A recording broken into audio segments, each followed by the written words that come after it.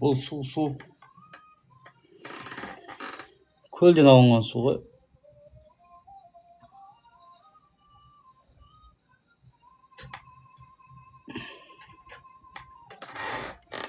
Көлдің суы, көл. Инфузория, туфелька бұлар.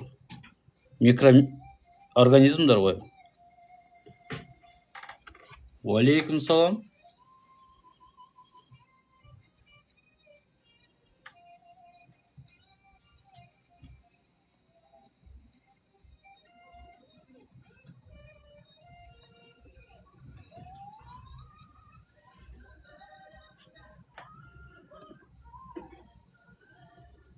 Я, суда бар. Сода.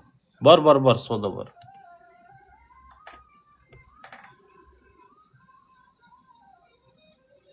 Это инфузория.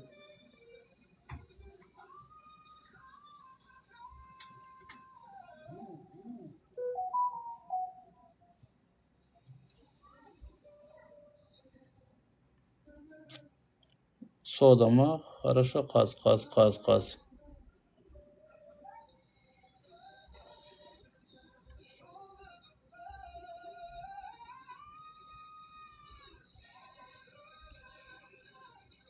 Давайте жігіттер подписка жасап қоямыз, подписка, лайк.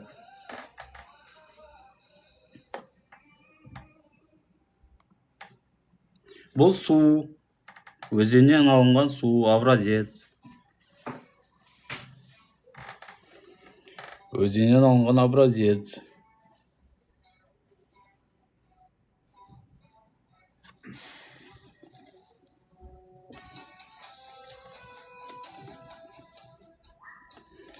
Жоқ, инфузория бактерия емес ол.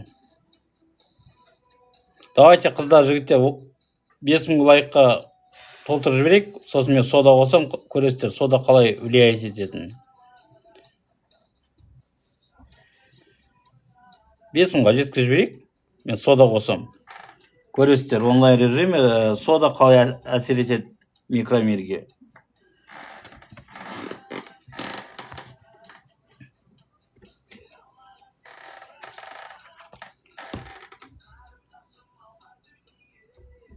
Мына жерде көп екен, е? Осы жерге саламыз. 5000-ға толтырып жібереміз, қыздар, жігіттер, давайте. Сіздерге қазір осыдан сода қосып көрем. Сода микроорганизмдерді өлтіре ма, өлтірмей ма?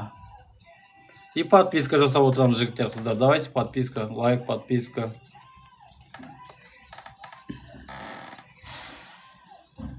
Подписка, лайк, қыздар, жігіттер. Инфузория бұл, инфузория. Рахмет. Юзер 04, рахмет за поддержку. Типа айтып отырсың, наконец-то TikTok стал полезным деп, е? И потом, мен сіздерге 100 000 лайкқа живой мужской клетка көрсетемін. 100 000 лайкқа. Рахмет.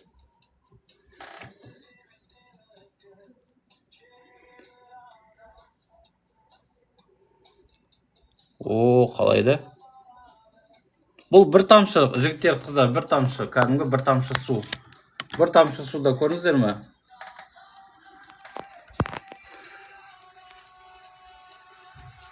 Біздің доктор Қаңқабай, короче. Кеш жарық. Міне мына содадан қосамыз, жігіттер, қыздар, бір тамшы су өзеннен алынған. осының ішіндегі микроорганизмдер. Рахмет. Міне сіздерге 100 000 лайкқа сіздерге мужская клетка живой.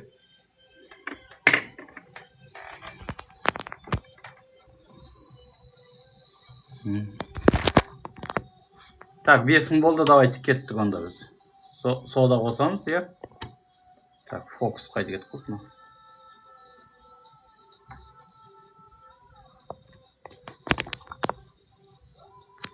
Так, кеттік. Сода қосамыз, қарап отырыңыздар, сіздерге көрінеді соданың түйіршіктері. Давайте кеттік онда. Сода бізге әсер ете ма микроорганизмдарға? Міне сода.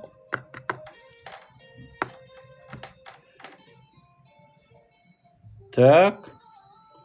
Что-то пока нормально. Ну, конечно, психует.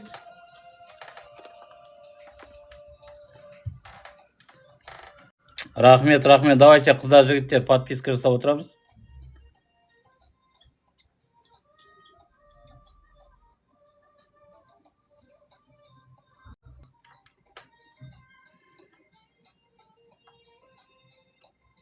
Так, молчок. Аха.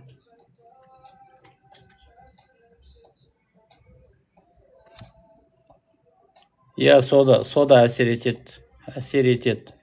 Бірақ прямой попаданиямен, видите? Содан жанындағылар кәдімгідей өліп жатыр. Мына біреу келді. Әділбек, рахмет. Мына көрдіңіздер ме? Келді де өте әлсіреп қалды, міне. Обратно артқа кетелмей қалды. Еще қараңыздар, денесі кәдімгідей бүрісіп қалды. Денелер, мыналардың бәрі өліп қалды уже, видите? Так, мына жерде әлі жеткен жоқ сода. Сода әлі жеткен жоқ. Так, мына жердің бәрінде өлді.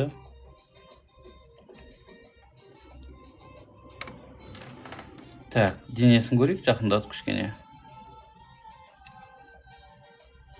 Иә.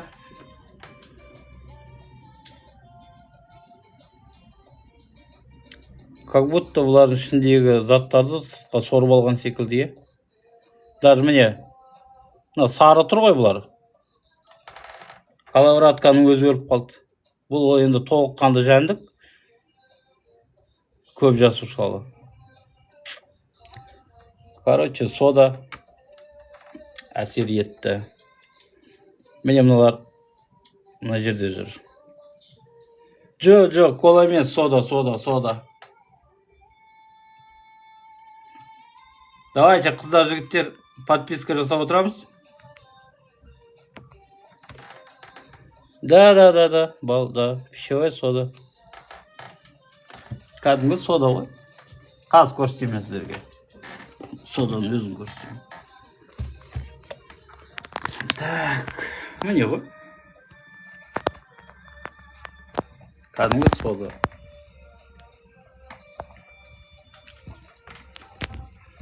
Давайте, жігіттер, қыздар, давайте доктор Қаңқабайға лайк басып, подписка жасап жібересіз. Қыздар, жігіттер, давайте тез жылдамдатып. 100 000 лайкқа, рахмет, Заря. 100 000 лайкқа сіздерге мужская клетка живой көрсетемін. 100 000 лайкқа живой. Міне. Көрдіңіздер ма?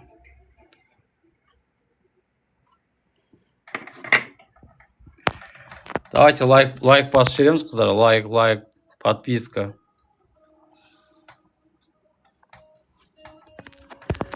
Өзен су бактерияласы. Юзер. Біз күнде тіркеліп қойыңыздар, күнде біз эксперимент жасап отырмыз ғой. Тұзды көрдік, қант көрдік, барлық үйдегі бар заттарды, мысалы, тұрмыстық жағдайында қолданылатын барлық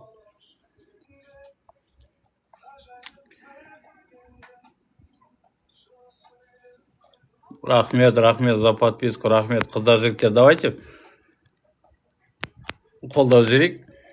100 мың лайкқа, жігіттер. Кешеден бері 1 апта болды сұрап жатқандарыңызға. Міне, біздің бір подписчик алып кеп берді. Образец, міне.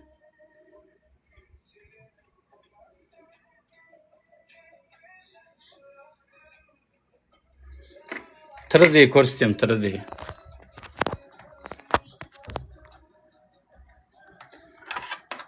Давайте инфузория жасап тастайық, қайтадан. Жаңадан инфузория жасап тастайық. Жаңағымыз өріп қалды ғой, инфузориямызды жаңадан жасап тастаймыз, короче. И қайтадан наблюдать етеміз. Міне жаңағылар. Өріп қалды уже. Оны мұнда қоямыз. Подписка лайк, қыздар, жігіттер, давайте подписка лайк жаңа. Так, көрінем ма, жерде көрініп тұрма сіздерге. Давайте вот это уберем, вот сюда поставим.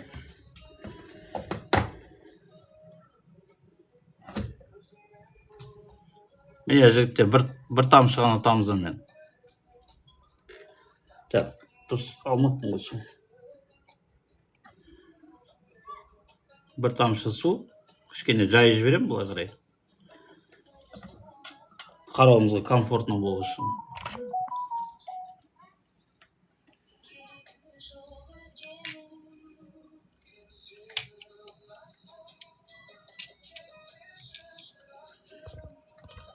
Ал енді кеттік.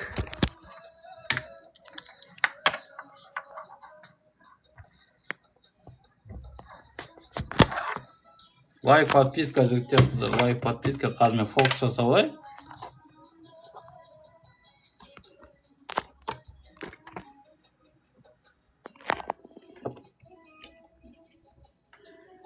Так, міне.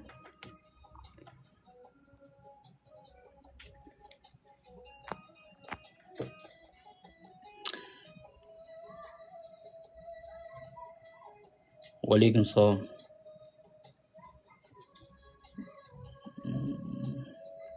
Міне көрсіздер ме, бір тамшы суда қанша микроорганизм болады.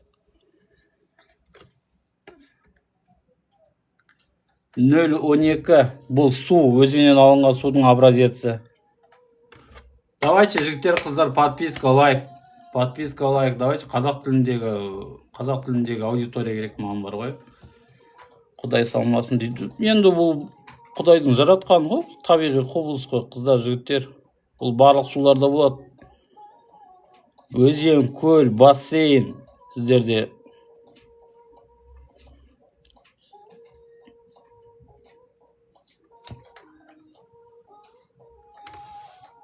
Не ішіп жейміз дейді. Қорқпаңыздар, жей беріңіздер ішіп. Бірақ байқау керек.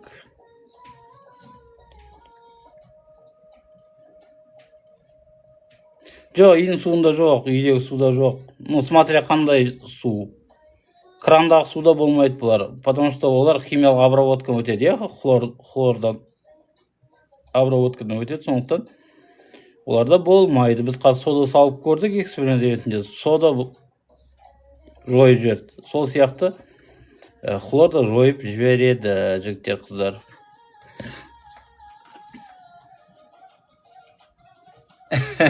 Бәріміз бір микроскоп дастархан басына қойып қойған дейсің ғой, қорқпаңыздар, жей беріңіздер. Қазір мен сіздерге көрмегендеріңізге одан страшныйын көрсетемін сіздерге.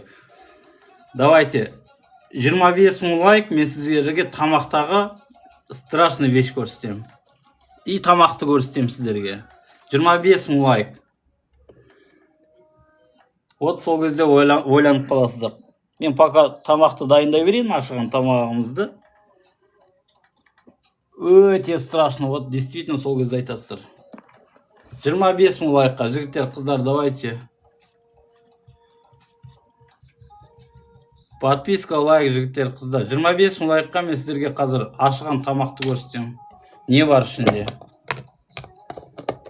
Мен дайындап жатырмын, қане сіздерге.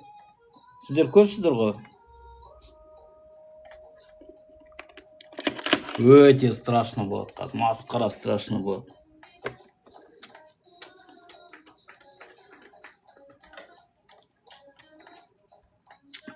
Мен кішкене су қосып жіберіп, что комфортно болғандай. О, 20 000 лайк болып қалды, қыздар, жігіттер. Давайте 20 000 лайк, мен сіздерге дайындап жатырмын уже. О, страшный вещь дайындап жатырмын. Давайте.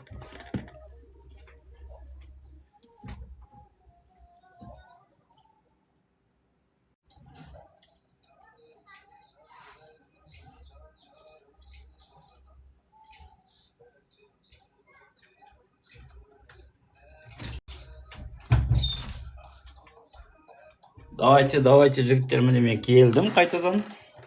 Ашыған тамағымды алып келдім. Стеклом дайын. Енді сіздерге қоя беремін. Уже 24 000 болды. О, все, давайте. Bir секунду тұра тұрыңыздар. Мен дайындап жатырмын уже.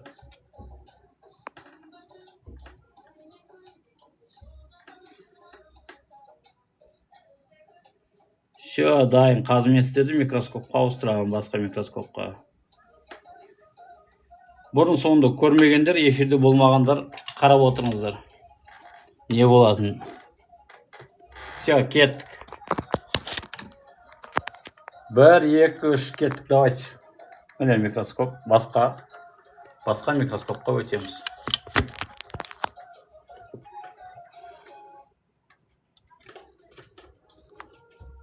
Міне.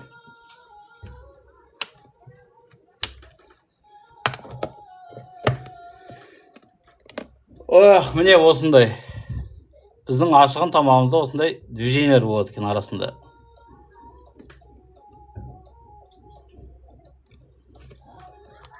Бұл нематода деген құрт. Ашыған тамақ, жеміс, жидек, үйдегі гүлдердің тамырында, топырақта, барлық жерде бола береді бұлар. Бұлар өте бейім.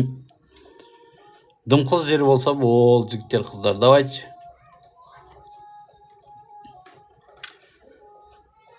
Отыз мың лайкқа жеткізесіздер, мен қай жерден шыққанын көрсетейін. Қандай тамақ екенін көрсетейін. 30 000 лайкқа жіберсеңіздер, қыздар, жігіттер, давайте.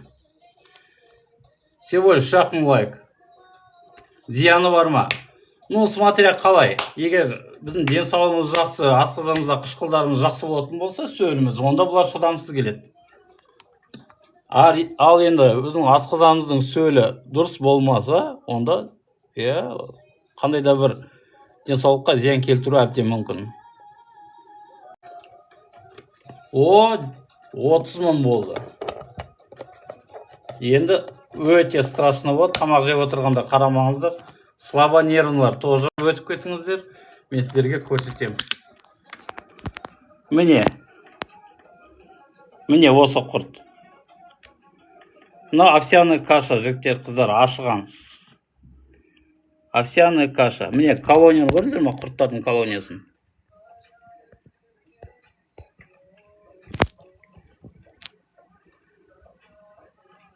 Бұл овсянка, Геркулес.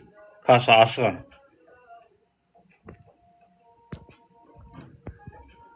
Міне. Сенбесеңіздер, жыбырлайды олар. Міне. Көрдіңіздер ме? Сондықтан ашыған тамақты үстел үстінде қалдыруға болмай, жаздың уақытында особенно бәрін холодильникке сақтау режимдерін бақылау керек, қыздар, жігіттер. Әрине бұлар безопасно деп айтқанмен, бұлар да егер денсаулықтарыңыз нашар болатын болса, бұлар да кәдімгідей денсаулыққа ушерп келтіру әбден мүмкін. Міне, осы құрттарды біз үлкейтіп микроскоппен қарап отырмыз. Так, давайте. 40 000 лайк, мен осыған йод тамызып көрем. 40 000 лайк. Йод жоя ма, немесе жоймай ма? 40 000 лайкқа, жігіттер, қыздар, давайте, подписка жасап отырамыз. Насыбай көрсетші. Насыбайды мен сағат 12-ден кейін көрсетем. Түнгі 12-ден кейін мен эфирге қайта шығам, сол уақытта көрсетем. Түнде. Қазір 100 000 лайкқа мен басқа нәрсені айтып қойған көрсетем деп. Жылан емес, бұлар құрт. 40 000 лайкқа мен йод тамызам. Йод өлтіре ме, өлтірмей ме? Әр үйде йод, зеленка деген заттар бар, е?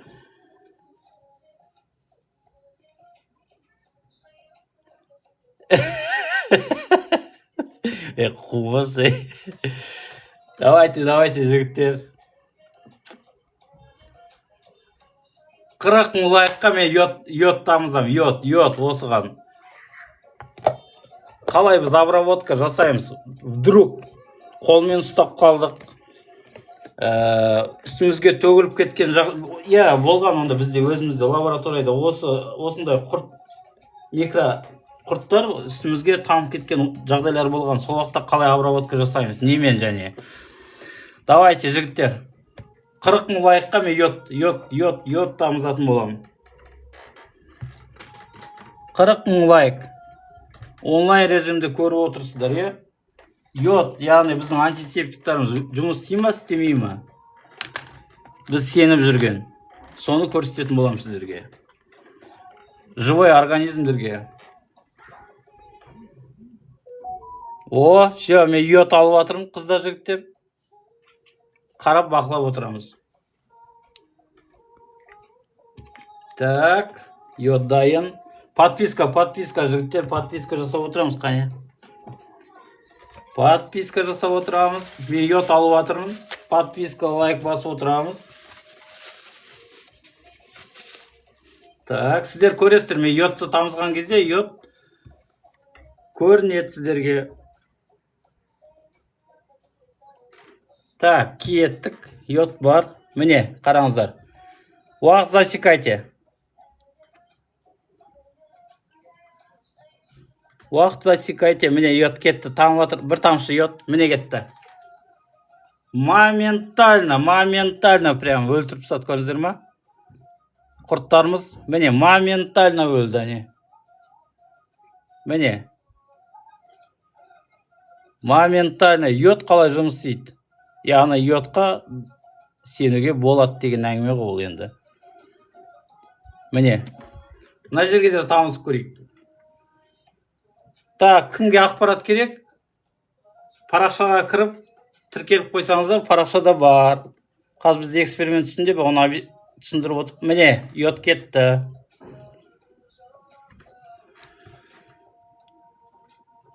Так, әне, өліп отыр уже. Йод көрінбей алды онда. Так, мен тағы да бір тамшы йод. Кен. Жақсы жұмыс жасайды екен. Қатып қалды моментально. Көрдіңіздер ма? Йод прямо денелеріне сіңіп кетті. Яғни ожог, химиялық ожог жасап жатыр. Көрдіңіздер ма? Химиялық ожог. Мембраналарын күйдіріп тастады. Сыртқы оболочкаларын бәрін. Міне.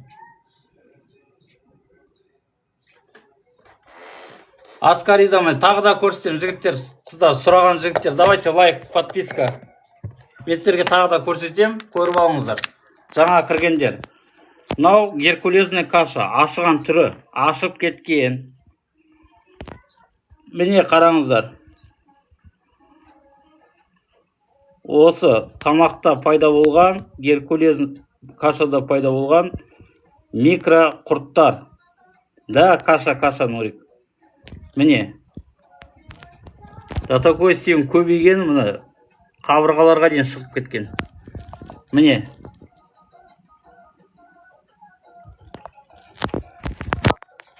Так.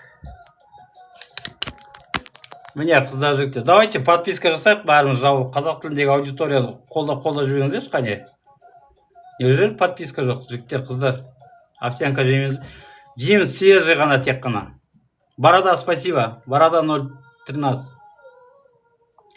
Рахмет. Қыздар, жігіттер, подписка жасап қолдап жіберші, қане. Жигилер.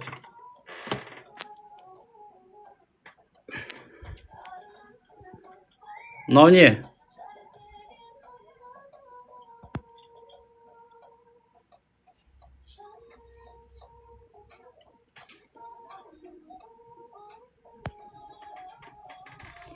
Жүз мың лайк. Осыны көретін боламыз. Нұраған аға, тірі көреміз. Тірі күйінде көреміз. Прям кипишит. Жыбыр. Кола. Давайте кола тамызып көрейік. Онда мен қайтадан жаңадан құрт жасаймын. Міне йод қалай, иә? Даже стеклоның өзін күйдіріп жіберді. Міне көріп отырсыздар ма? Міне йодтардан қалған. Міне темірдің өзіне йод өте қатты әсер етті. Міне оны мына жаққа тастаймыз. Так, мен сіздерге қалай жасап жатқанымды көрсетейін, иә? Сіздер лайк, подписка жасап отырамыз, қыздар, жігіттер. Давайте лайк, подписка. Мен сіздерге құрттарды қалай стеклоға жасап, сіздерге микроскопқа көрсетіп отқанымды онлайн көрсететін боламын. Так, сіздерді міне қойдым. Міне. Так, жаңадан стекло аламыз. Әрине стеклоға аламыз. Так, давайте мына жерге, көрінетін жерге қойын сіздерге. Маған ыңғайсыздау болып тұр. Потому что кішкене су құйып жібереміз, потому что құрттарымыз влаганы жақсы көреді. Яғни влага болған кезде олардың активності жақсы болады. Сондықтан активності көру үшін бізге влага керек. Енді қараймыз. Міне, мен ақырын шетінен осындай ғана, міне осындай ғана алам. Енді осы стеклон бетіне қоям. Жағам. Бұлар енді сулы ғой. Бетін жауып қоямыз. Төгіліп қалуы мүмкін. Өйткені бұл жерде движение болған кейін мүмкін. Міне. Так, оны стеклон қойдық. Енді давайте.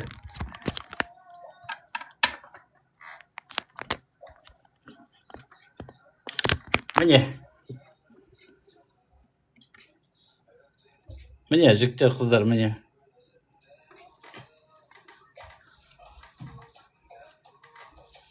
Айша мен гости қабылдамаймын. Совместный не батыл ойнамаймын, шынымды айтайын. Ол маған қызық емес, маған только осы не. Мен эфир жүргізіп жатырмын, эфирім ары қашып кетеді сосын экраным ше. Так, кола, давайте кола. Қарап отырамыз. Кола құятын болам. Яғни ол сахарға, химияға қалай әсер береді. Сіздер көретін боласыздар. Коланың қалай әсер ететін. Міндетті түрде.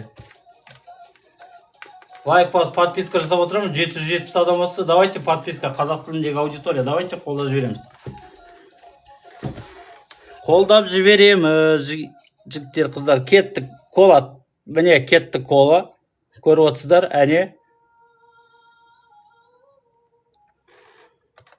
Кола тамшылары смывать етіп тастады. Көрейік қалай әсер етіп жатқан. Активность төмендеп қалған сияқты. Бірақ ол үлкен бір эффективность көрсетіп жатқан жоқ. Ну, что-то психует, да? Әсер етіп жатыр, кола әсер етіп жатыр. Әсер етіп жатыр, жігіттер, қыздар. Өйткені құрттарды көрдіңіздер ма? Судырық сияқты оларды қазір. Жаңағы активностьтар құлады. Біз тамақ жеп қалған, ашылған тамақ, бүлінген тамақ, асқазанымыз ауырған кезде білесіздер ғой, ішіміз бүріседі. Бұларда да сондай сияқты судырық типі. Кола. Колаға психовать етіп жатыр мыналар. Міне. Кола әсер етіп жатыр. Кола әсер етіп жатыр, жігіттер.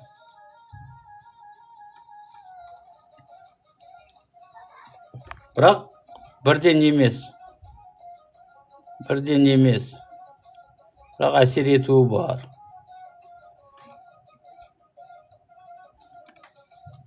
Бұл нематода деген тамақтағы құрт.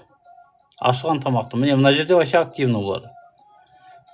Наверное, кола тимеген жер. Мына жер вообще активны.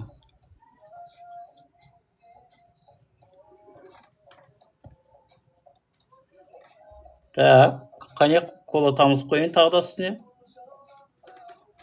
Тамыздың кола. Мына шаруасы өтіп кетті дейме. Қане көрейік, біреу наблюдать етіп көрейік, қаншалықты не болатынын. Бұл кола тамыздық үстіне, жігіттер, қыздар, тағы да еске салып қойық. Бұл болған кола. Біздің асқазанымызға қандай әсер етеді бұлар? Колада қалай әсер ететінін көресіздер. Біздің денеміз, организмізге коланың өзі қалай әсер етеді. Өздеріңіз вывод жасайсыздар. Почти 1000 адам отыр екен. Неге подписка жоқ, қыздар, жігіттер? Давайте подписка, жаппай подписка жасайық, қыздар, жігіттер. Давайте қолдап жіберіңіздер.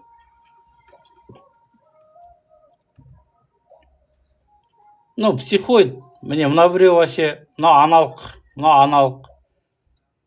Ішінде балалар бар, көрініп тұр, е? Спиральный. Ну, балалар уже что-то кішкене слабеет, что-то. Міне. Кола әсер етіп жатыр, қыздар, жігіттер. Давайте.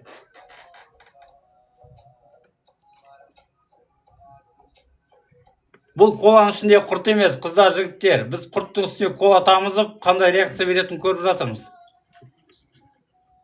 Бұл коланың ішінде құрт емес. Ондай болмайды. Міне, қашқылар келеді, бірақ шыға алмай жатыр.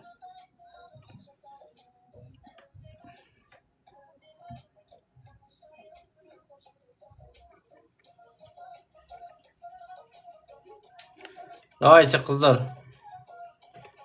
Почему подписка жоқ, қыздар, жігіттер? Подписка жасап жібереміз, қане? Подписка. Давайте бұлар тұра берсін коладағы. Міне, доктор Қаңқабай, давайте подписка. Тез. Қараңыздар.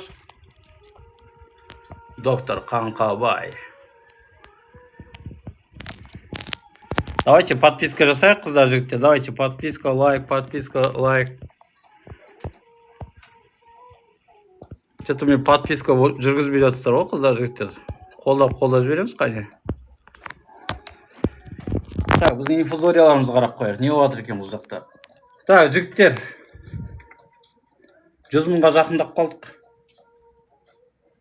Бір апта болды сұрап жүргендерін. Сендердің өтініштерімен мужской клетканы қарайтын боламыз. Пока активны кезде көріп алыңыздар. Одан кейін болмайды бұндай. Мазоктар болмайды. Түсініңіздер ғой. Бұндай мазок көрмейсіздер ешқай жерден. 100 000 лайкқа еркектердің клеткасы. Ну, енді түсініп тұрсыздар, мен атын атамай ақ қояйын. Давайте, жігіттер. Инфузориямыз қарайық енді. Дальше не істеп жатыр екен бұлар біз.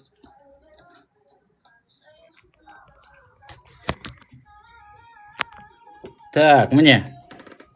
О, красота вообще. Красота. Так, пока 100 000 лайк басып сіздер ана мужской клетканы қарамастан ешқандай эксперимент болмайды енді. Бүгінгі стримнің жоспары солай. Бұл инфузория. Өзендегі судағы микроәжәндіктер, жігіттер, қыздар. Инфузория. Мен бұлай ақыл емес, мен сіздерге темный поле жасап беріп жатырмын. Яғни дұрыс көріну үшін, көрдіңіздер ме? Инфузория туфелька бұлар. Мына ішіндегі коловратка бар ішінде. Міне жүзіп жүр ғой, сары. Бұл толыққанды жәндік. Ал мына бір жасушалы.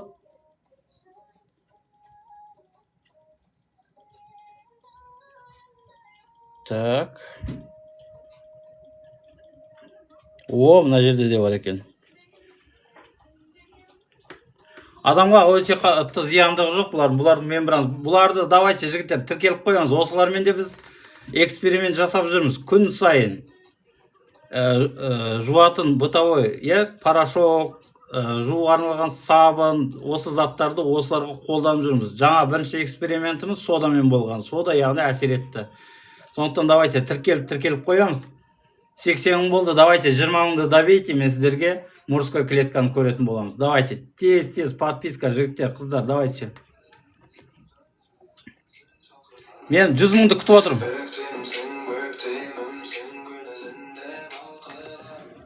Подписка жасап отырамыз, жігіттер, қыздар, давайте.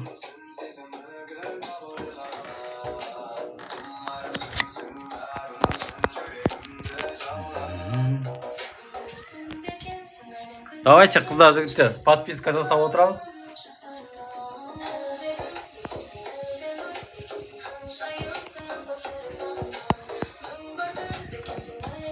Жүз мың лайк.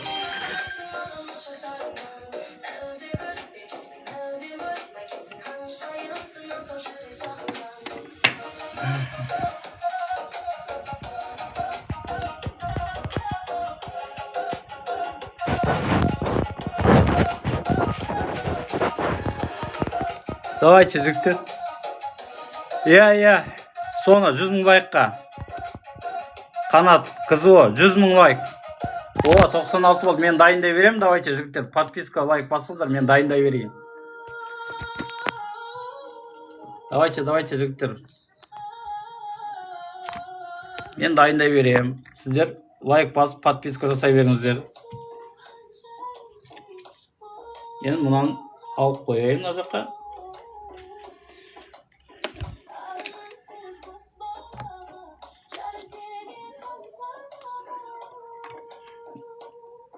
О, 100 мың болып кетті, жігіттер, қыздар. Мен дайындап жатырмын. Подписка, лайк жасап отырыңыздар.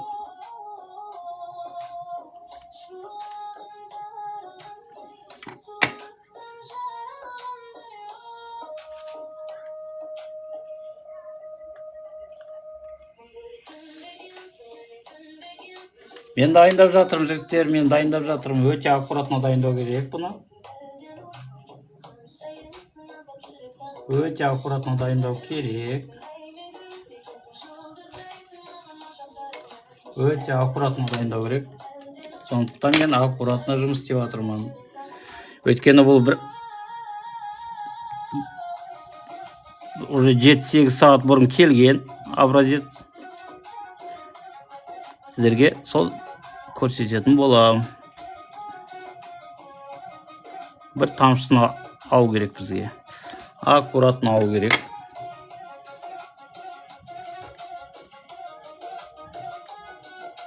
Өте аккуратно алу керек бұны. Мен дайындап жатырмын, жігіттер, қыздар.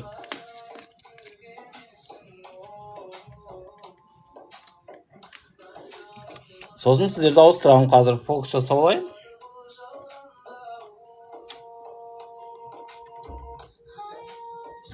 Кеттік. Ал енді онлайн көретін боламыз, жігіттер, қыздар, давайте.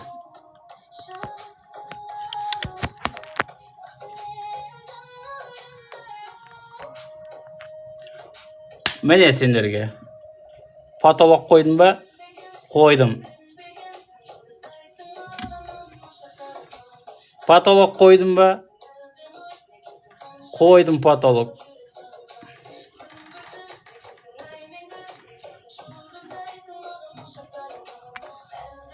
Міне қараңыздар. Әлі активіңіз үлкен. 8 сағат, 9 сағат бұрынғы. Активіңіз үлкен.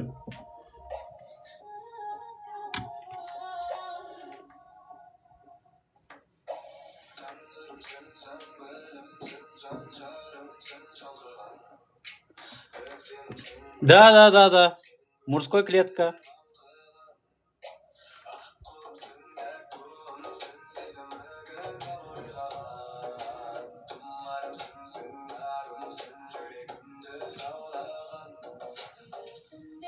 Рахмет.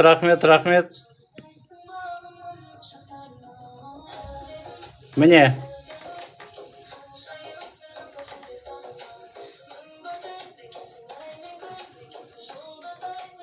Міне, әр сперматозоид осылай көрінеді.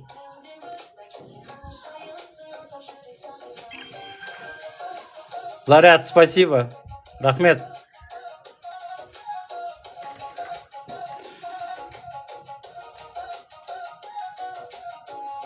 О, мұнда вообще кипишит. Рахмет, жігіттер, қыздар, давайте лайк, подписка жасаймыз. Қазақ тіліндегі аудитория. Сіздерге потологын қойып жатырмын мына жерге, сіздерге потолог. Онлайн көрсетіп жатырмын сіздерге барлығын.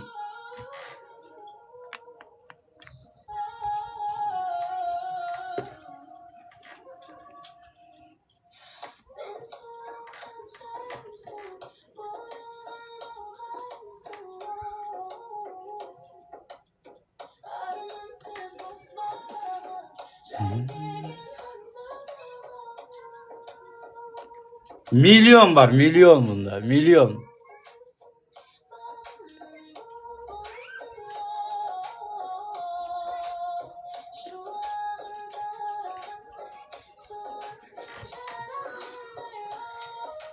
Так, подписка, жігіттер, подписка, лайк. Көрдіңіздер ма? Подписка, лайк, подписка, лайк. Бұл сенің братишкаң, братан.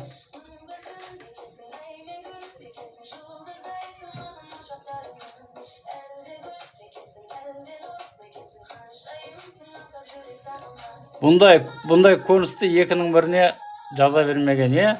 Бұл үлкен сондай бір сәт.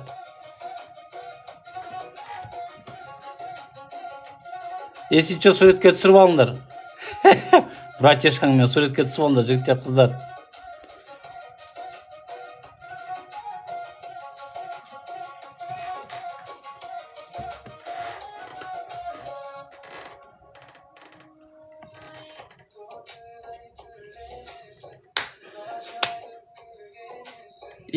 Біреу бір бала. Жігіттер, короче, мен сендерге айтам. Мынау сендердікі вообще жұмыс істемейді. Аналық пока өзі таңдап алмай, сендердікі жұмыс істемейді. Шындықты айтайын, мынау менің балам, менің арқам деп айтпады. Өйткені аналық клетка таңдайды, еркектерді. Сондықтан давайте көкірек сауды қоямыз. Давайте, жігіттер, лайк басаңыз, подписка. Давайте қазақ тіліндегі микробиологияны қолдап кетейік, қыздар, жігіттер. Бұл ұят нәрсе емес, бұл тек қана ғылыми, танымдық аудитория керек маған. Подписка жасайық. Кімге қызық емес, шығып кете беріңдер. Қайдан алғанымды не шаруаң бар, сен көрдің ба, разы болсайшы, братан. Екінің біріне жазбаған ғой бұндай көру. Мутация мен байқап отырған жоқпын ешқандай, бірақ мутация болады арасында. Екі бастылар болады. Олар сразу көзге түседі, мутационлар. Ана слиз ғой, слизден бұлар көп тұрып қалды ғой, слизден етілмей жатыр. Астында тұрған, қой болып тұрған ол слиз. Братишкаң, братан. Братишка, Санжар, братишка.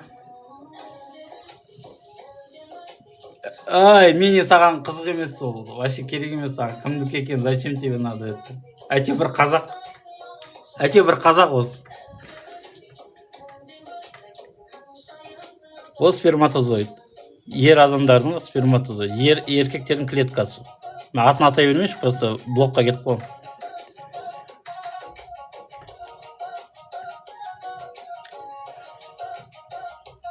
Я. 000, я. Да. Жақсылап көріп алыңыздар.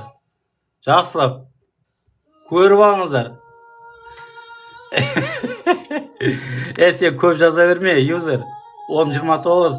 А то, анау, батяның сыртқа жүйе жүрмегеніне айт. А то менің микроскоп астында жатыр едің. Юзер, а то мен микроскопның астында жатыр едім. Батяңа рахмет айт. Сыртқа шығып өткізіп жүрмегеніне.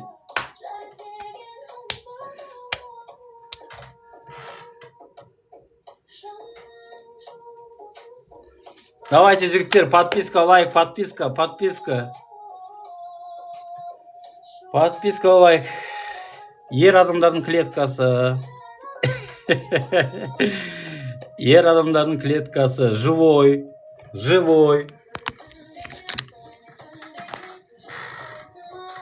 Міне. Опа, мен аузын жаппаппын ғой мынау. Міне, жігіттер.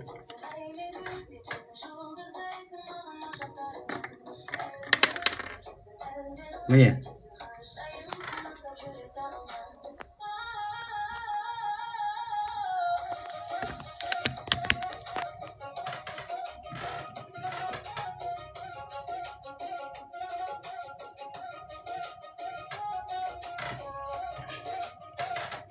Астана, қай қала Астана.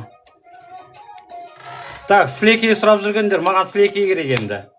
Особенно тілмен жұмыс істейтін жігіттер. Сендердікі керек.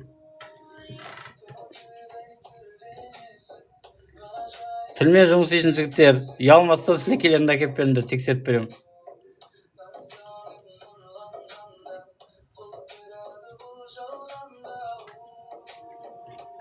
Не шаруам бар, кімдікі екен? Әйтеу бір қазақты. Әр жерде бір миллион қазақ жүр ғой,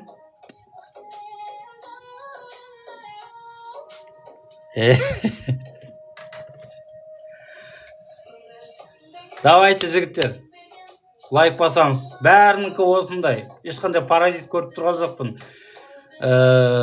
Мутация да байқалып тұрған жоқ. Мутациялар болса байқар едік уже. Біз көп уақыт болды қарап отырғанымызға. Екі бастылар болады, мутацияланған.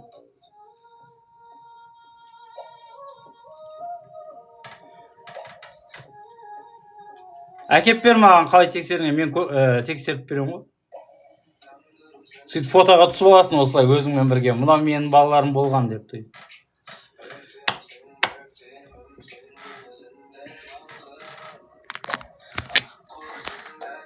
Міне, менікі отыр.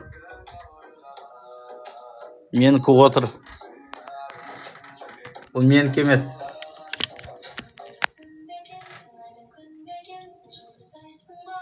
Давайте, жігіттер, қыздар, давайте, міне. Подписка.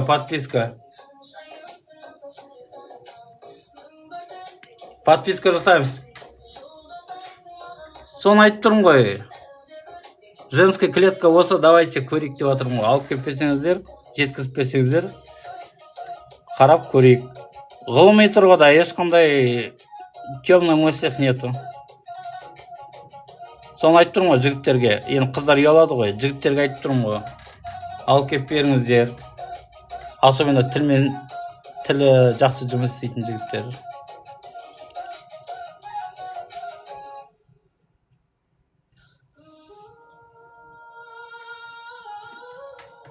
Мағжан, не ойладың сол? По-любому сен соны ойлап тұрсың ғой.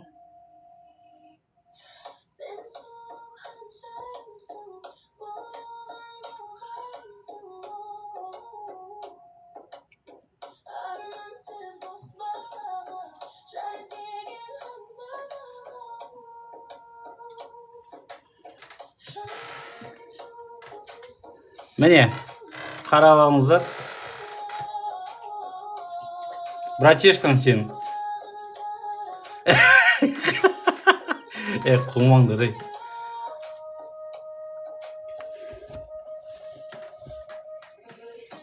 Так, өліп қалады. Шыққадан кейін өліп қалады дегендерге мынау 8-9 сағаттық. 8-9 сағаттық әлі активность үлкен. Көрдіңіздер ма? Сондықтан жігіттер, қыздар, ойбай, мен үйтіп қалдым деген әңгіме болмасын. Бұлар долго өмір сүріп жатыр, көрдіңіздер ма? Тем более, егер жасырға түсетін болса, бұлардың комфортный несі, зона обитаниясы, поэтому бұлар көп өмір сүреді.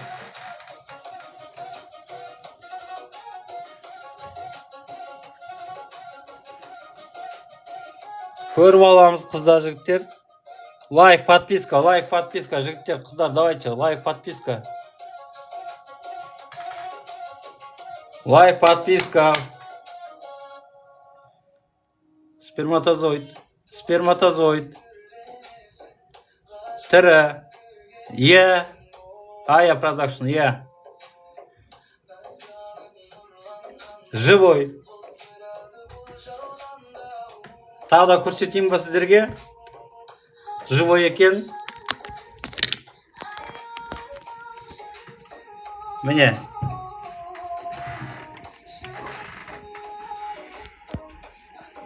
Көрдіңіздер ма?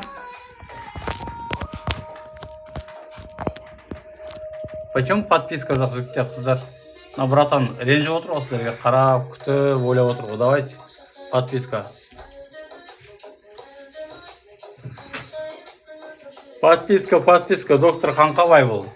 Білмейтіндер біліп алыңыздар. Доктор Қаңқабай. Подписка жасап қоямыз. Жігіттер, қыздар, давайте. Подписка. Қазақ тіліндегі микробиологияны қолдап жіберейік, қыздар, жігіттер, давайте.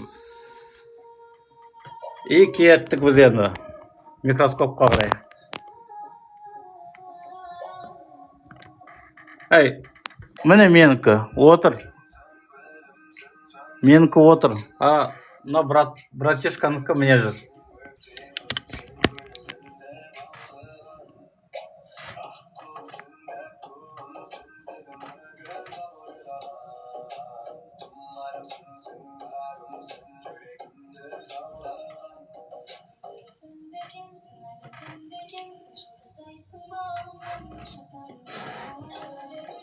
Давайте, қыздар, жігіттер, лайк, подписка, давайте қолдап жіберейік. Подписка, лайк, жігіттер, қыздар, давайте, 550 адам отырмыз, неужели подписка, лайк жоқ?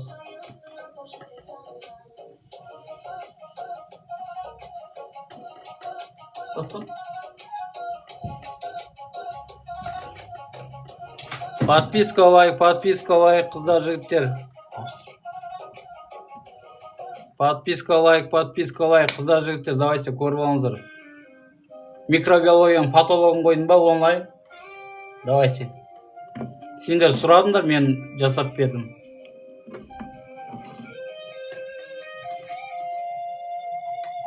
Сұра, ая продаж.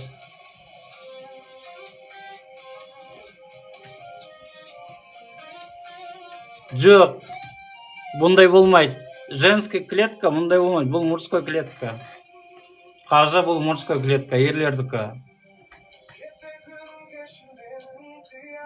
Ерлердің клеткасы, қыздар, жігіттер, ұмытпаймыз, ерлердің клеткасы.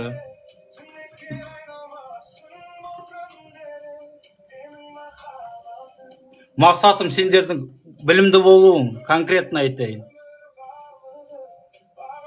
Мақсатым сендер көзбен көріп білімді болу. Мен еріп отыр дейсің бе? Иә. Қызық болмаса шығып кете бер.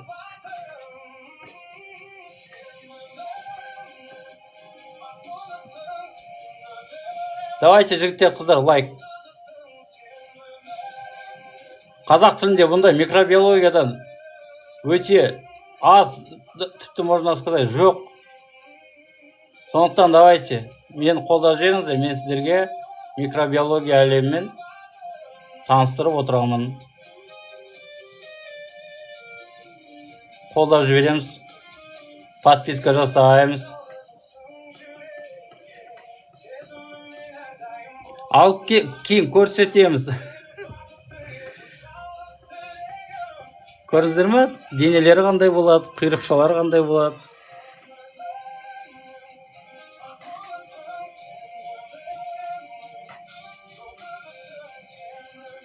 Ая продакшн. Енді ол биология бөлек, жалпы микробиология бөлек.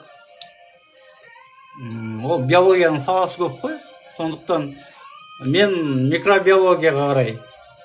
Көрдіңіздер ме? Көзге көрінбейтін әлем. Тасқын тегін берем. Келіп алып кетші. Актив. Бұл қыздар, жігіттер, мен сіздерге тағы айтамын. Бұл 9 сағат бұрынғы алып келінген образец. Әлі активный. Сондықтан қыздар, жігіттер, бір жерге барып гулять етіп, жоқ, мынау менікі емес дегеннен аулақ болыңдар. Өйткені бұлар жатырға түссе, тіпті бұлардың зона обитаниясы. Сондықтан бұлар көп өмір сүреді. Бұлар таза ауада 9 сағатта осында активность көрсетіп отыр. Көрдіңіздер ме?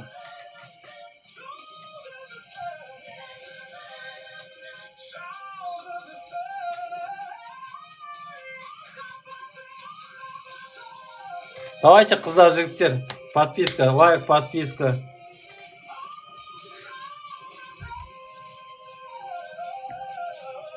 Неужели подписка жоқ, қыздар? Подписка ұмытпаңыз, қыздар, жігіттер, давайте, подписка.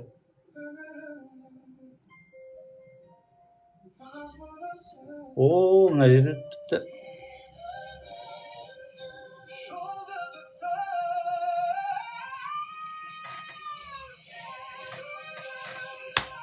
Рахмет. Рахмет жігіттер, қыздар.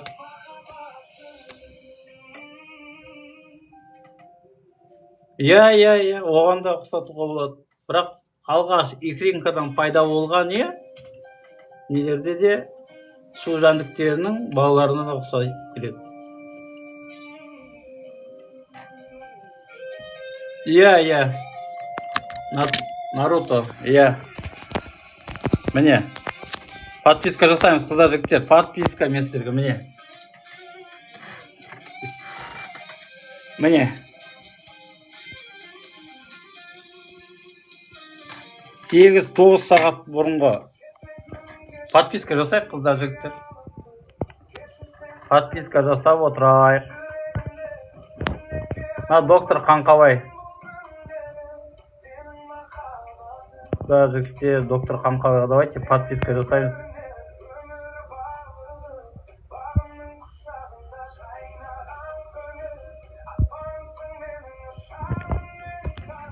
Енді ол еркек ұрғашы екен білуге болатын, ол мен білмеймін. Микробиолог ретінде мен оны білмеймін, қыздар жігіттер, мен сразу айтам.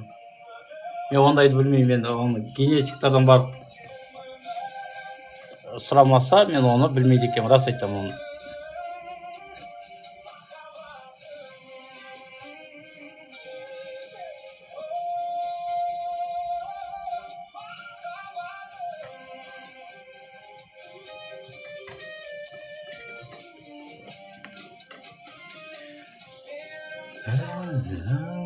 Болды ма? Басқа зат көреміз ба? Бітті ма осымен? Давайте онда. Адай болып кеткен болса, мен сіздерді онда инфозорияға алып барайын.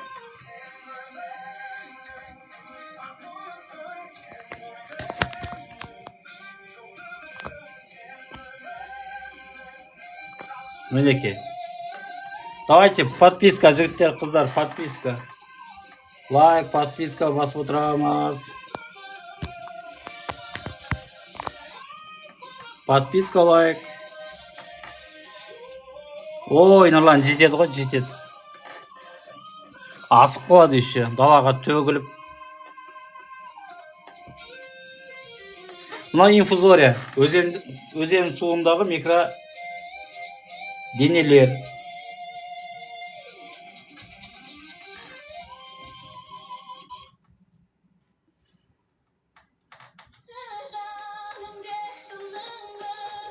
Зиян емес, енді аса зиян емес, адам асқазанына түскеннен кейін бұл микро денелер адам асқазанында қышқылдарға өліп қалады.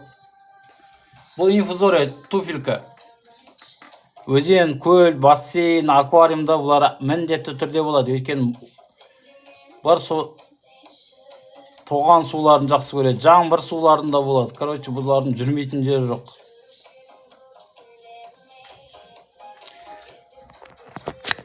Міне, бір тамшы су, соның ішінде қаншама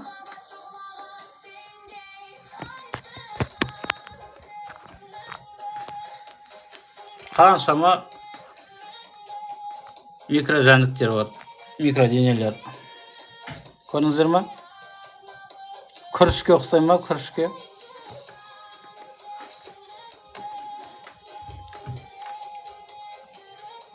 Рахмет, емекке балу, рахмет, көптен көп. Давайте подписка, лайк жасаймыз, қыздар жігіттер. Бұл өзеннен алынған судың абразиясы, өзендегі судағы микроденелер.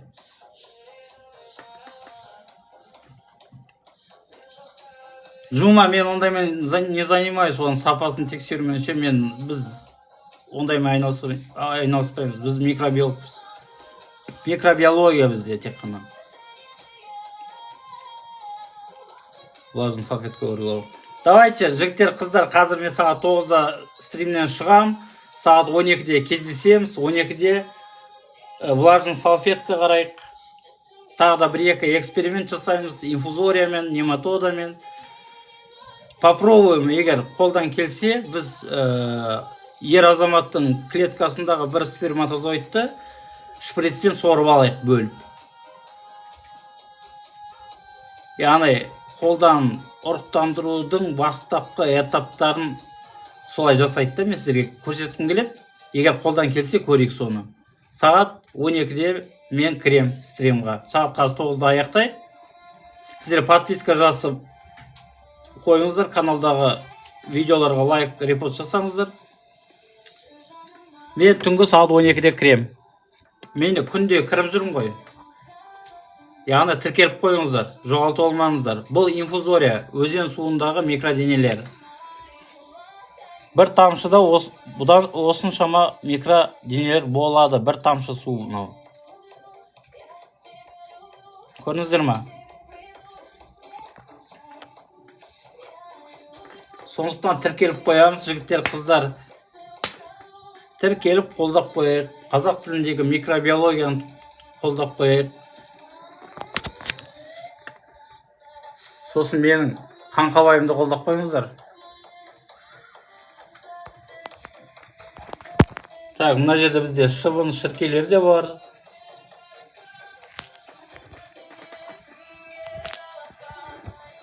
Сағат 9-да аяқтайық, қыздар, жігіттер, подписка жасайық. Подписка жасап қояйық. Лайк басайық, жігіттер, қыздар, давайте лайк. Басып жүріңіздерші. Өтініш сіздерден. Ой, қайда кетті мынау? Аха.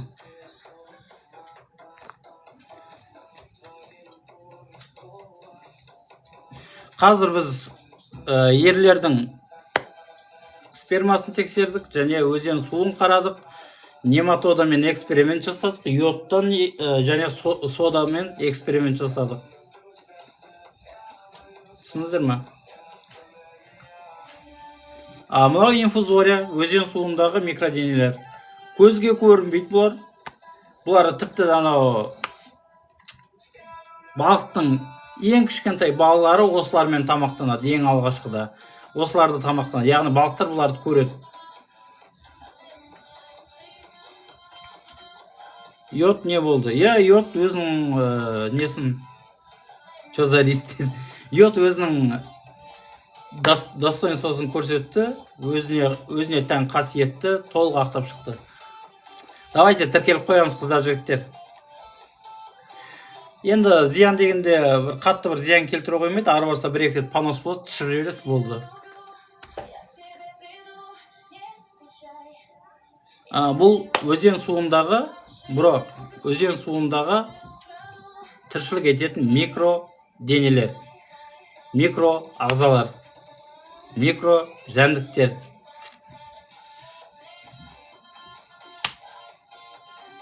Нұрмахан, тағы да айтам.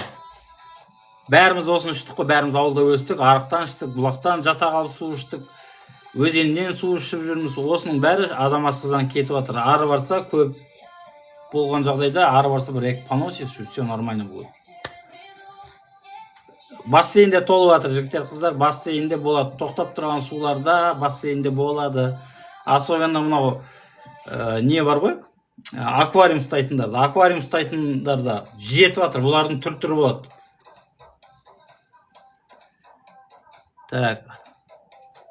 Так, 04 регион. Давайте, адам сілекейін дейді, сен маған сілекейін алып кеп бер, тексеріп көрейік. А вдруг сен тілінен женский клеткалар көре аламыз? Адам сілекей дейді. Давайте алып кел, көрейік сілекейіңді, тексеріп көрейік. Сейдахмет. Қолмен сығып алдым, Сейдахмет, қолмен сығып алдым. Бұл инфузория. Өзен көл суында болатын микроденелер. Фильтрдағы су таза, жігіттер. Сейдахмет, рахмет, зарек. Қолмен сығып алдым деген сөз ғой, енді түсініп отырсың ғой. Мен саған сол, Сейдахмет, жазшы маған жауап. Соны көргің келе ма қайтадан? Меніңкі көргің келе ма? Көргің келе ма меніңкі? Ответ бар ма жоқ па, Сейдахмет? Давай, тез-тез күтіп отырмын. Тез. Енді Сейдахметті күтіп отырмын мен. Менің сперматозоидымды көргің келе ма деймін, Сейдахмет? Менің сперматозоидымды көргің келе ма? Қайдан сығып алды? Қане, көрейік дейді. Міне, көріп алыңдар. Міне, үлкен адам болғандағы кез ғой.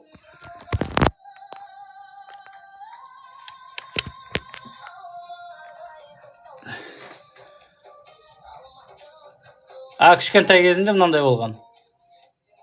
Кішкентай кезінде осындай болған. Сейдахмет, көріп ал. Кішкентай кезінде осындай болған. Мен оған өзінің браттарының несін көрсетіп отырмын ғой.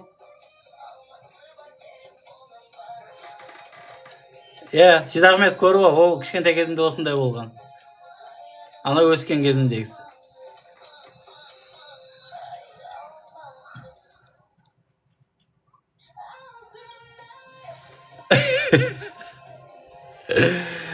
Ай. Давайте сағат 9 болды жігіттер, қыздар. Біз енді эфирді жабайық. Тамақтанатындарымыз тамақтанайық. Керемет, Муслим. Мен сіздерге тек қана бір қызық үшін, бір қайдан алғанымды сіздерге қызықтырмау керек. Бұндай білім сіздерге білім үшін, нақты ғылым үшін керек. Көздеріңізден көріңіз, онлайн көріңіздер деп тұрмын. Мен еркіне отырған жоқпыз бұл жерде. Жас балалар, студенттер бар. Үлкендер бар, өмір бойы бұны даже көзімен представить етпеген, қазір көрмеген, анау бір судан пайда болдық, қайдан пайда болдық деп жүргендер де бар. Көріп отырсыздар ма? Сондықтан міне біздің осындай ғылымдарды көріңіздер деп тұрмын. Біздің Қазақстанда да қазақтар да бар осымен заниматься етіп жатқан дегенді көрсетіп отырмын сіздерге. Сондықтан қолдап жіберіңіздер.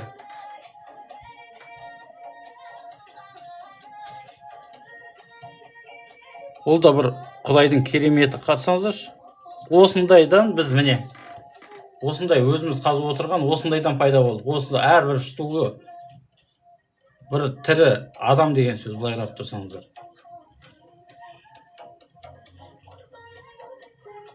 Әрине қоректенеді. Белок, кәдімгі белок, біздің ішіп жеген нелерімізде мына слиздар отыр ғой, мынау астындағы анау слиз, ол кәдімгі белоктар. Бәрі сол жерден қоректенеді, осы жерден. Мынау 9 сағаттық, 9 сағат бұрын. Мен білетін 9 сағат. Может, ол алдында жолда қанша уақыт жібергенін білмеймін. Мынау 9 сағат. Мен алғаным 9 сағат бұрын алдым. Бұл әлі активны, көрдіңіздер ме? Так, онлайн түсінбедім мен, жауап беріңізші дейді. Не жаздыңыз? Мен түсінбей қалдым. Ер азаматтардың клеткасы. Ер азаматтардың клеткасы. Жазып жіберіңдерші, қыздар, жігіттер.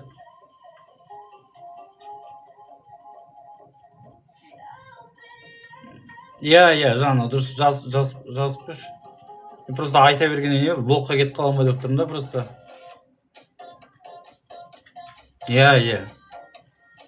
Өзі адам айтқанға да өзі бір түрлі құлаққа бір түрлі естіледі, бірден кіріп келсе, мына не айтып отыр деп. Жақсы жігіттер, қыздар, давайте тіркеліп қоямыз. Сағат 12-де мен эфирге шығам. Эфирде көрсеміз. Тіркеліп қояйық. 077, Мен бар мұнан төгіп тастайын.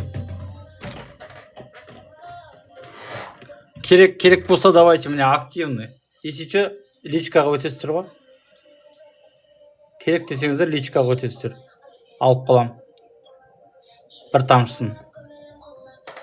Именно менікі керек болып тұр ма? Менікі керек болып тұр ма именно сендерге? Ол сол қызық болып тұр да.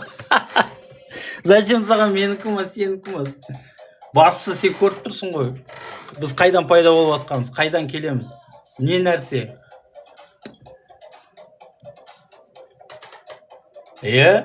Сой. Көршімдікі сұрап алдым. Барында сұрап алдым, көршімдікі шолпан. Ұстап алдым да, отырғызым да, қолмен сатырлап жерім да, короче, банкіге төгіп ала салдым ғой, короче. Енді сөйтіп айтайын ба, не деп айтайын енді, не деп айтайын.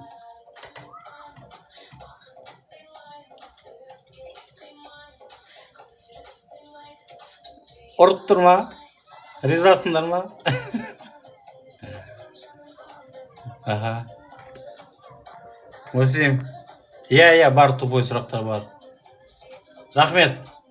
Давайте, жігіттер, сағат 12-де кездесеміз, тамақтанып алыңыздар. Если что, образец бар. Сағат келесі эфирде сұрасаңыздар, көрейік. Иә, келесі эфирге дейін қаншалықты активны болады, оны тағы бір тексеріп көретін боламыз.